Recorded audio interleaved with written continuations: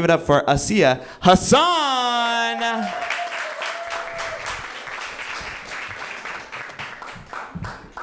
So it's 1984. I'm 22 years old.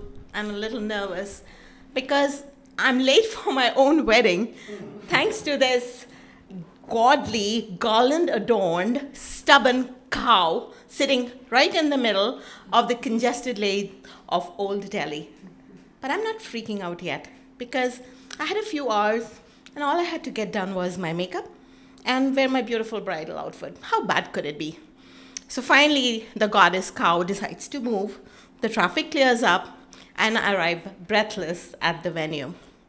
And I see that my friends, my bridesmaids, are waiting anxiously, obviously, for me in their beautiful chiffons and georgettes and their jewelry, and you know how we Indians dress up for weddings, and looking so beautiful with their perfectly made up faces.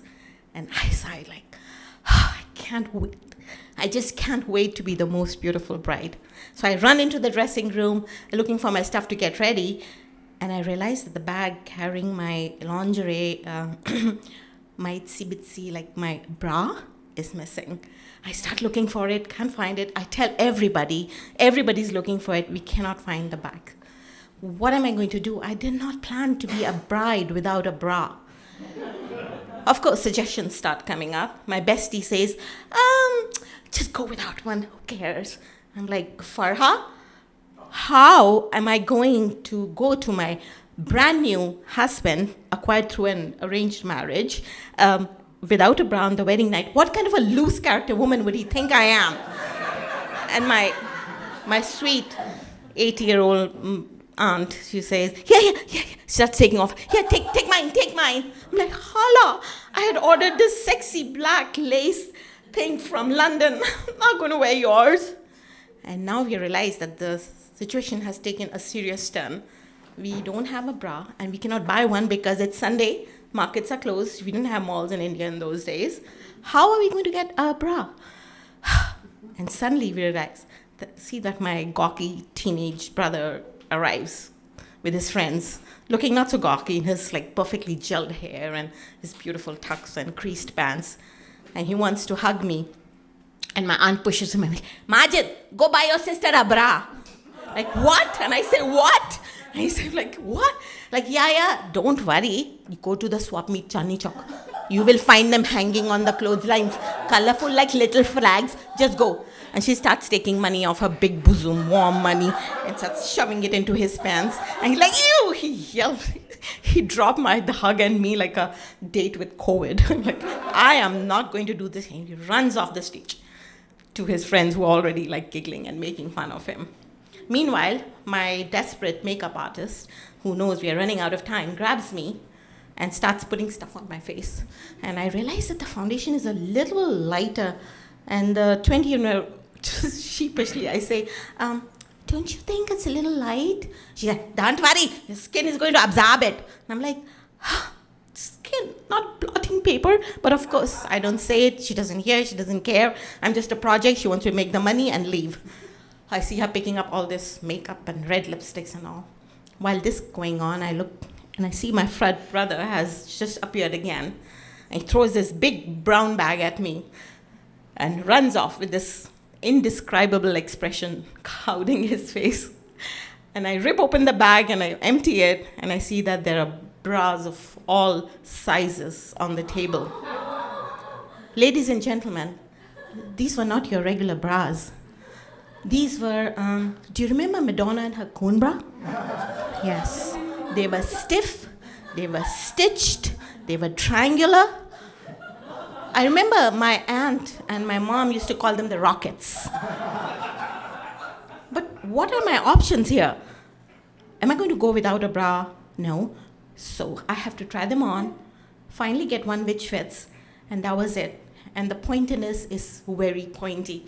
So I say, okay, I'm going to camouflage it with my heavy, beautiful silk tunic, my bridal outfit.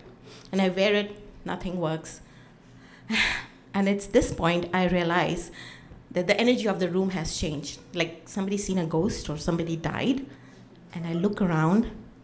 Some of my friends have disappeared. Some of them are backing up.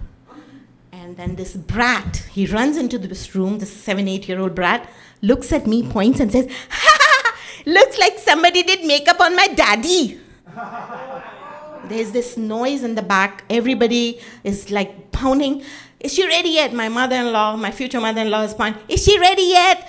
And this noise, I'm like, just stop. There's no time for drama, no time to think of solutions. I run into the bathroom and I try to wash it off. But the thing is freaking clung. It's like glue, like white glue. And I look at myself in the mirror.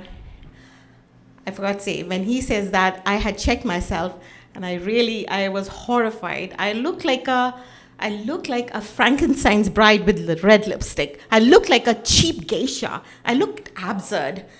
My face was white. The woman had made arched black eyebrows, and she tried to make this red, sexy lips, I guess.